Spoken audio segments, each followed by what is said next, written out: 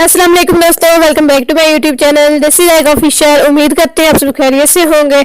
आज हम किस्सा शेयर करने लगे हैं नरमी के मुतल्लिक अहादीस। सईदा आयशा रज़ी अल्लाह अन्हा नबी करीम सल्लल्लाहु अलैहि वसल्लम की ज़ौजा से रिवायत है कि रसूल अल्लाह सल्लल्लाहु अलैहि वसल्लम ने फरमाया, ए आयशा, बेशक अल्लाह ताला नरमी करने वाला है, नरमी को पसंद फरमाता है और नरमी पर वो जो कुछ अता फरमाता है वो सखी पर नहीं देता और ना इसके अलावा किसी चीज पर अता फरमाता है। सईदा आयशा रज़ी अल्लाह अन्हा नबी करीम सल्लल्लाहु अलैहि वसल्लम की ज़ौजा से रिवायत है कि नबी करीम सल्लल्लाहु अलैहि वसल्लम ने फरमाया, बेशक नरमी जिस चीज में भी होती है इसे जीनतदार बना देती है और जिससे निकाल ली जाती है इसे ऐबदार कर देती है।